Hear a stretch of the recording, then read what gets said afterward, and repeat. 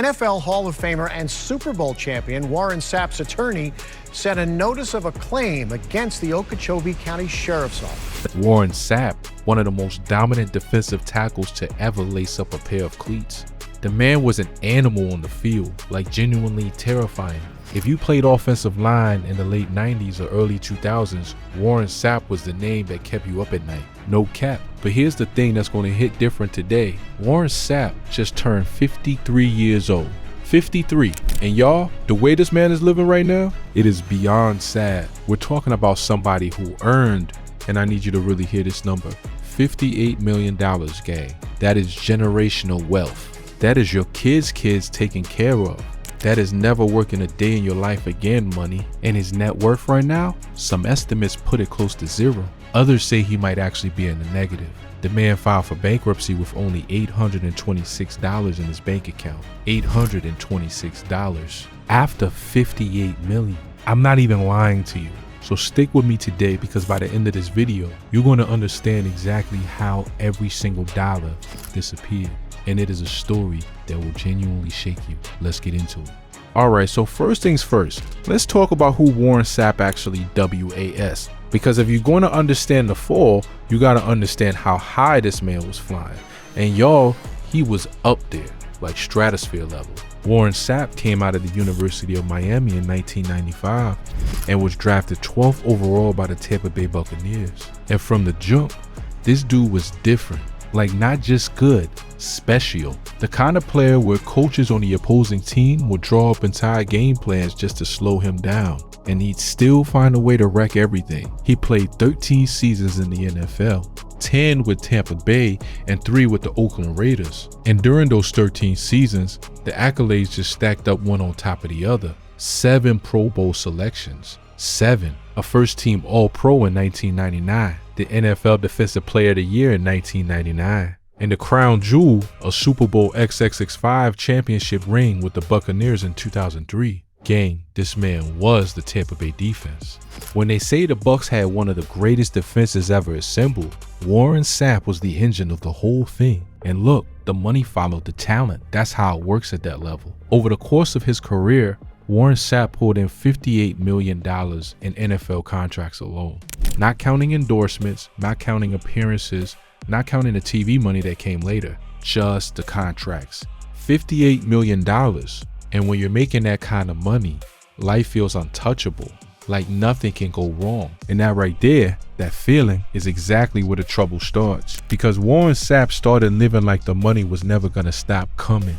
And yo, this is where it gets insane, because the fall didn't happen overnight. It wasn't one big disaster. It was a series of decisions, one after another, that slowly turned $58 million into nothing. And the first domino, real estate. So get this, back in 2005, Warren Sapp got involved in a real estate deal in Fort Pierce, Florida. The idea was to build low-income housing, which honestly sounds like a good move on paper, right?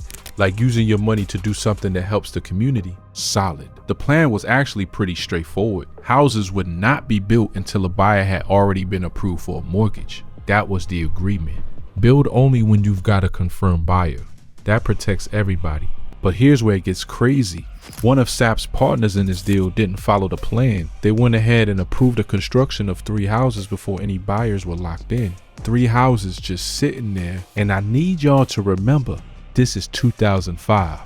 Real estate in 2005 was not great. The market was shaky, prices were volatile, and flipping or selling properties was harder than it looked. Those 3 houses, they sat there, unsold, just bleeding money. And because Sapp was attached to this deal, guess who ended up on the hook for it? Bro, Warren Sapp ended up owing $1 million because of those 3 unsold houses.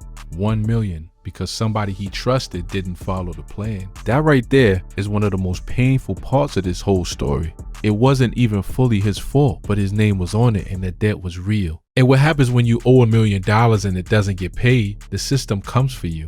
Hard. Now y'all, this is where things go from bad to absolutely brutal. Because of that real estate debt, Warren Sapp's wages got garnished. And not like a percentage of his wages, not like, oh, we'll take 20% until this is settled.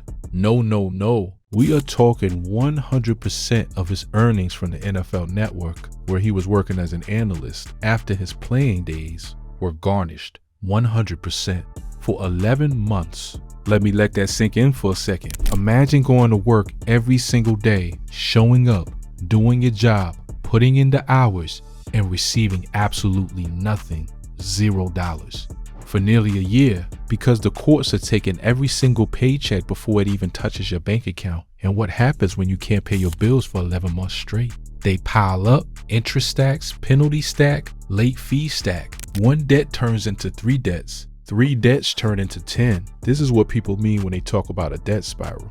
And Warren Sapp got caught in one of the most vicious debt spirals you can imagine. A man who once had $58 million was now watching unpaid bills multiply faster than he could even count them. That's actually insane. But wait, it doesn't stop there, because on top of the real estate debt, on top of the garnished wages, Warren Sapp was also dealing with child support and alimony payments. And y'all, the numbers here are staggering. Sapp owed hundreds of thousands of dollars in child support and alimony. Hundreds of thousands. And look, I'm not here to make any personal judgments about anybody's family situation. That's not the point of this video. But from a pure financial standpoint, those are massive ongoing obligations that don't pause just because your income is being garnished. The bills keep coming whether you have money or not. And then the IRS showed up. Because of course they did. Sapp owed $853,000 to the IRS for his 2006 taxes alone. $853,000. And on top of that, he owed another $89,000 for his 2010 taxes. So we're talking close to $1 million owed to the federal government. On top of the real estate debt, on top of the child support, on top of the alimony. And Sapp himself said something in the interview that I think perfectly captures just how cornered he felt at this point. He said his only real choices were bankruptcy or jail, because if he didn't pay the child support, which he literally couldn't, because his wages were being taken, he could have been locked up. A Super Bowl champion, a Hall of Famer, staring at the possibility of going to jail because the money was gone. Chat, are we surprised this man filed for bankruptcy? Because honestly, I'm not even surprised anymore. At this point, it was almost inevitable. Okay, so now y'all, I gotta talk about the lifestyle, because this is the part that is equal parts jaw-dropping and heartbreaking. Because while all of this financial chaos was building up in the background, Warren Sapp was living like none of it was real. So when Sapp filed for bankruptcy in 2012, investigators went through everything he owned, and the list of assets they found is something else. Like, bro, this man had 2 high-value properties. Okay, that's not surprising for an NFL player at his level. But then we start getting into the details and it gets wild. He had rare and expensive decorative items, including a lion statue and a lion RUG, like a full lion rug. I don't even know where you buy that. I don't know what that costs, but it's in the bankruptcy filing, so it's real. And then, y'all are not ready for this. 240 pairs of Jordan sneakers. 240 pairs, all unopened, still in the boxes. Gang, I don't even know how you physically store 240 pairs of Jordans. That's not a shoe collection at that point. That's a warehouse. And they were all just sitting there sealed, never worn. I'm not even lying to you. He also had a Swiss de Grisagono watch, which for those who don't know, de Grisagono is one of the most exclusive luxury watch brands in the world. We're talking watches that can run anywhere from tens of thousands to hundreds of thousands of dollars. And a Louis Vuitton suitcase. Like, the whole picture is just excess on top of excess on top of excess. And look, I get it. When you're making NFL money, when you're one of the best players in the league, the culture around you is built on showing out, on proving your status. Nobody's handing you a financial advisor at 22 and saying, slow down, think about 30 years from now. The system just doesn't work that way for most of these guys. But bro, 240 pairs of Jordans, that's actually crazy. Alright, so now we get to the actual bankruptcy filing. And this is where I need y'all to really pay attention, because the numbers here are almost hard to believe. In 2012, Warren Sapp filed for Chapter 7 bankruptcy. And when everything was laid out on the table, every asset, every debt, every obligation, here's what the picture looked like. He had $6.45 million in assets, which sounds like a lot, right? Like, okay, he still had some stuff. But his total debt, $6.7 million. He owed more than he owned. By $250,000, The assets weren't even close to covering what he owed. And his bank account at the time of filing, $826. $826. That's it. That's all that was left in the account of a man who earned $58 million playing football. But y'all, here's the part that genuinely hurts to even say out loud. As part of the bankruptcy proceedings, Warren Sapp lost his Super Bowl ring. The ring he earned with the Tampa Bay Buccaneers when they won Super Bowl 3007 down. And he also lost his Miami National Championship ring from his college days, both championship rings. Just gone.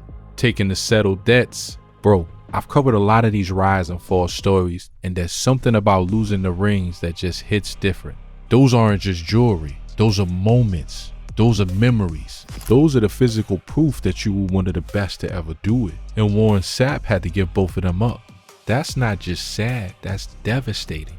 So at this point you might be thinking, okay, at least he had the NFL Network job, right? At least he had something coming in. And yeah, for a while, that was the one thing keeping everything from completely collapsing.